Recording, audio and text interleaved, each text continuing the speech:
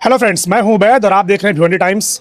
आप लोगों ने मेरा सर्वे देखा होगा वार्ड नंबर 11.5 का। ये एक नया वार्ड जो लोगों के सामने आया और फिर लोगों ने देखा कि उस वार्ड में कितनी तकलीफ है और फिर उस तकलीफ का वीडियो जब लोगों के सामने आया तो फिर वहां से जो इच्छुक उम्मीदवार हैं, जो वहां से लड़ने के ख्वाहिशमंद हैं, जिनका नाम अब पब्लिक ले रही है कि साकिब अंसारी, उन्होंने बोला कि हाँ, वार्ड में जो भी तकलीफ है मैं उसको बना कर दूंगा, मैं वहाँ पर जो भी काम है वो करके दूंगा। तो पब्लिक उनके सपोर्ट में कहीं ना कहीं आ रही है। तो मैं उनसे आज यहाँ पर आया हूँ उनसे बात करने के लिए कि भाई उनके क्या प्लान है कि नगर पालिका का इलेक्शन क्या सिर्फ और सिर्फ जो गटर बनाने को लेकर लड़ा जाएगा या फिर आगे का कुछ डेवलपमेंट का प्लान है उनका, या उनके पास मैनिफेस्टो क्या है, उस पर हम उनसे बातचीत करेंगे। सबसे पहला सवाल साकिब भाई है कि मैंने जब वार्ड नंबर 11 का सर्वे किया तो वहाँ पर तकलीफ ये देखने को मिली, सबसे बड़ी प्रॉब्लम की गटर को लेकर। तो क्या आपने कभी वहाँ पर सर्वे किया था? देखो, मैं तो कभी सर्वे नहीं किया, ठीक है। जब मैंने सर्वे किया मेरे को पता चला तो मैंने उनको कोई झूठे वादे और वो सब नहीं किया। मैंने पहले उनको एक डमी बताया, गटर नाले ये मरकरी चैम्बर वगैरह सब साफ करके ये सब करके मैंने उनको दिया। फिर वो लोगों को ऐसा लगा मेरे पे भरोसा है तो वो लोग सब फिर आपस में किए कि ठीक है, साकिब हमारे लिए बेहतर है, मोहल्ले का है और पुराने हैं और अच्छे लोग हैं, तो इसलिए वो लोग ने मेरे को चुना है। क्या सोचकर आप इलेक्शन लड़ रहे हैं कि ये जो छोटी मोटी प्रॉब्लम्स हैं इसको सॉल्व करना है और इलेक्शन लड़ना है, या फिर आपका कुछ और भी प्लान है? ये छोटी मोटी प्रॉब्लम तो भाई ऐसी है ना कि आदमी इलेक्शन लड़े या ना लड़े कर सकता है, एक कॉमन सी बात है और नॉर्मली चीज है। और हमारे जो भी नगर सेवक लोग जीते थे, ठीक है, अभी उनका मैं नाम नहीं लेना चाहूंगा, वो तो इससे बहुत बड़े बड़े वादे किए थे कि हम ये कर देंगे बाकी ठीक है। अब वो लोग महाबलेश्वर जाके आने के बाद सब ठंडे बैठ गए और सभी ने अपने वादे तोड़ दिए और सब 8-8 साल लोग यानी भटक गए एकदम से। इधर उधर के वार्ड के लोग हमारे एरिया में, हमारे घर के पास लॉकडाउन में भटके, जिनको हमने हेल्प किया, मदद किया और जो भी बहुत बड़ी बड़ी बातें करते थे उनको शर्म आना चाहिए था कि उनके वार्ड के लोग इधर उधर भटक रहे हैं। अब उनके लिए एक कॉमन सी चीज़ है, एक नर्सरी हो गया, एक छोटा सी जो फॉरेस्ट किया गवर्नमेंट की जमीन वगैरह है, उस पर अपन एक छोटा मोटा ग्राउंड बच्चों के लिए बना सकते जो शादी ब्याह मौत मट्टी में काम आ सकता है। ये नहीं सब नॉर्मली चीज़ें हैं। हाँ। जो एक काउंसलर का काम रहता है जो कर देना चाहिए। बाकी ठीक है, आप काउंसलर जीतने के बाद अपने फ्लैट और अपने फ्लैट के डेकोरेशन में बिजी हो जाता है तो गरीब बेचारे 8 साल से आज पीछे जा रहे हैं, तो 20 साल से अपने एरिया में यही चल रहा है। तो अब उनको एक वारिस मिला है, मैं तो इस हिसाब से सभी का रुझान अपने तरफ है, बस इससे ज्यादा मैं कुछ नहीं बोल सकता। क्या लगता है, जैसे पिछले लोगों ने वादे किए कि हम आपको ये करके देंगे, बट वो वादे पूरे कभी होते नहीं, आपकी तरफ से ऐसा कुछ हुआ? तो मैं तो बोला ना भाई, वो तो वादे करे, बाकी महाबलेश्वर गए तो उनके वादे टूट गए ना। तो इंशाल्लाह ये वादे अपन आप भी महाबलेश्वर जाकर वादा तोड़ देंगे तो फिर कैसे चलेगा? नहीं भाई, सुनो तो अपन तो महाबलेश्वर आते जाते रहते हैं, है ना। अपन इंशाल्लाह किसी के वादे नहीं तोड़ेंगे और जीत हार तो देखो तकदीर किस्मत है।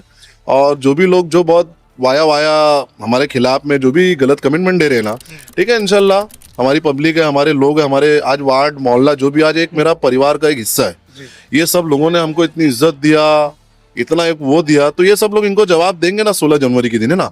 और रही वादे की बात, जैसे लोग बोलते हैं कि वादा तोड़ देंगे, अरे इंशाल्लाह हम उनसे अच्छा ही इनको करके दे देंगे। आप इसी मोहल्ले में, इसी एरिया में रहते हैं या फिर कहीं और? क्योंकि देखने में मोहल्ले में रहता हूँ, यही एरिया में रहता हूँ, पर ठीक है, अपन कैसा लोगों को ऐसा धोखा नहीं दे सकते, तो इसलिए अपन कभी उतरे नहीं थे।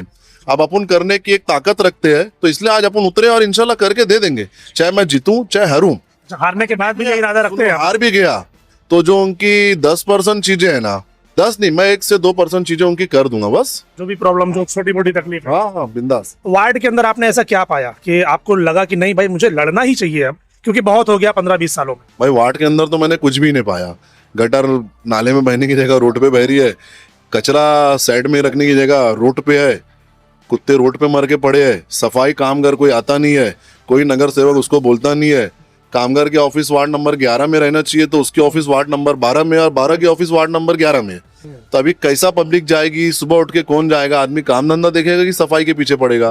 तो ठीक है, आप सब छोड़ दिए कि अब चलो कुछ ही दिन की बातें हैं, जब आ जाएंगे तो फिर सभी अपन अच्छा करके दे देंगे। इसके पहले आपने कभी कोई काम अपने एरिया में कि पब्लिक आपको वोट क्यों करे इसके? भाई इससे पहले तो अपन कभी काउंसलर, ठीक है, मेरे अब्बू थे 35 साल पहले 92 में, बाकी अभी उसके बाद से जितने भी लोग आए उसके बाद अपन ने इंटरेस्ट भी नहीं लिया, पर अपन तो वो काम कर दिए कि जो एक काउंसलर को बहुत पहले कर देना चाहिए था। और काम के लिए हमारे घर पे कभी भी कोई भी आया तो हमने किसको नाराज करके नहीं भेजा। अच्छा।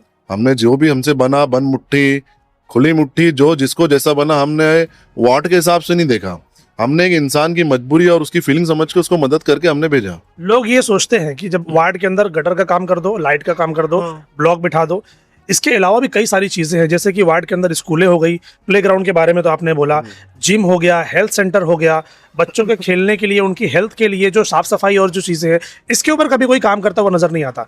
आज भी हम लोग 20-25 साल में भी गटर में उलझे हुए हैं, तो क्या इसके बाहर निकलने का कुछ प्लान है आपका?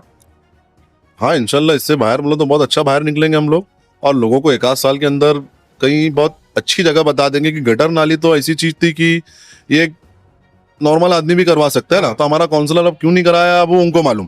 बाकी ठीक है, हम आएंगे तो इंशाल्लाह करके देंगे, और हम तो वादा किए ना, अगर हम नहीं भी आएंगे ना तो 10% में से हम उनको 1% 2% काम करके दे देंगे, वो कभी बोलेंगे तो बस। लोग ये बोलते हैं कि भाई जब जीत कर जाएंगे ना हाँ। तो सभा में आज तो आवाज नहीं उठा पाते, दूसरा फंड का रोना रोते हैं कि भाई फंड नहीं है, फंड नहीं है। अब आप अगर जीत के जाएंगे फिर मालूम पड़ा आप भी यही बात करेंगे कि अरे फंड नहीं है तो क्या करूं, तो फिर कैसे काम चलेगा? नहीं, हम अगर जीत के जाएंगे, फंड रहेगा तो बेशक हम फंड लाएंगे, फंड लगाएंगे और बिल्कुल काम करके देंगे।